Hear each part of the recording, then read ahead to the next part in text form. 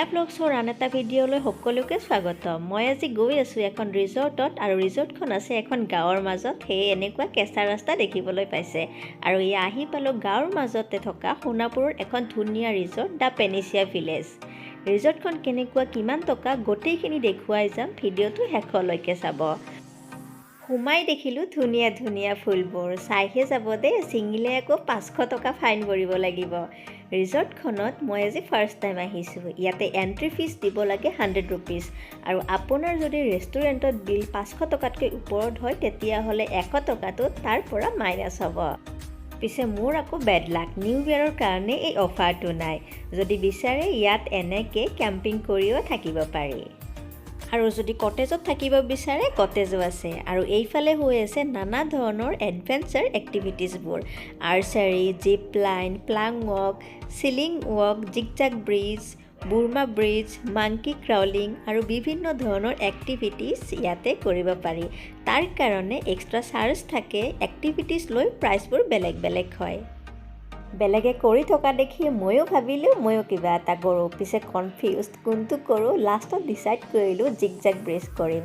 তাৰপিছত দেখোন মোক এইবোৰ কিবা কিবি পিন্ধাব ধৰিলে। ওপৰৰ পৰা পৰিলেও যাতে মোৰ একো নহয় তাৰ কাৰণে এইবোৰ পিন্ধাইছে, হেলমেটো পিন্ধাইছে বাপ্পেকে।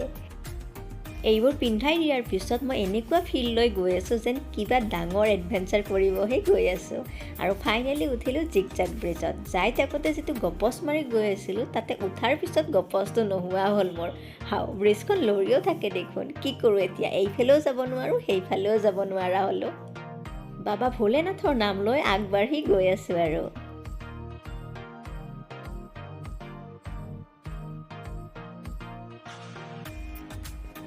তাৰ পৰা নামি অহাৰ পিছত মোৰ ৰিয়েকশ্যন, ভয় লাগে, বহুত ভয় লাগে।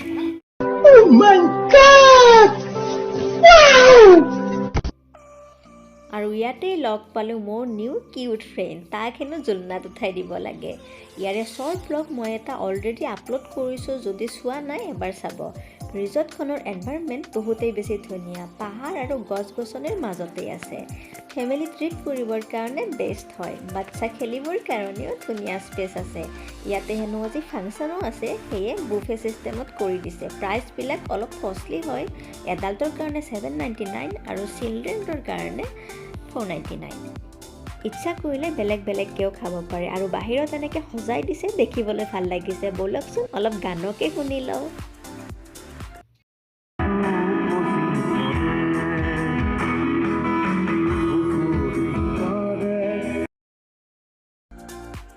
খ্ৰীষ্টমাছৰ টাইমতে চাগে সজাইছিলে, গুচোৱাই নাই, দেখিবলৈ বহুতেই ধুনীয়া লাগিলে। আপোনালোকে জনাবচোন মোৰ ভিডিঅ'বোৰ কেনেকুৱা পায়। লং ভিডিঅ' ইমান দিব পৰা নাই কৰ্মব্যস্ততাৰ বাবে, মিনি ভ্লগ দিব ট্ৰাই কৰোঁ ডেইলি। কেইটামান ভিডিঅ'ত বহুত মৰমো দিছে আপোনালোকে, এনেকৈ মৰম দি যাব বুলি আশা ৰাখিছোঁ।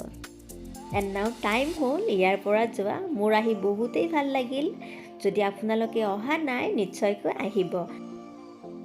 আৰু আহি থাকোঁতে ৰাস্তাতে দেখিলোঁ এসোপামান বগৰী গছ, কমেও 30-35ডালমান ৰাস্তাত বগৰী গছ দেখিছোঁ। সেয়ে ৰখিলোঁ আৰু এফালৰ পৰা ছিঙিছোঁ আৰু খাইছোঁ। আৰু ৰ'বচোন এটা বস্তু দেখাই আছোঁ,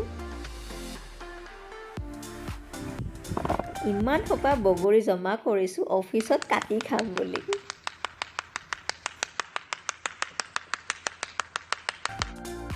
ঘূৰি ফুৰি ভোক লাগিল, কিবা খাবৰ কাৰণে সোমালোঁ, অৰ্ডাৰ দিলোঁ দম বিৰিয়ানী আৰু হাক্কা নুডলছ।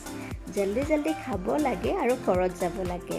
আজিৰ ভিডিঅ'টো ইমানতে শেষ কৰিছোঁ। যদি ভাল পালে ভিডিঅ'টো লাইক কৰিব আৰু কমেণ্ট কৰিব আৰু যদি মোৰ চেনেলটো ছাবস্ক্ৰাইব কৰা নাই এতিয়ালৈকে ছাবস্ক্ৰাইব কৰিব। আজিলৈকে আহিছোঁ, bye bye, love you all.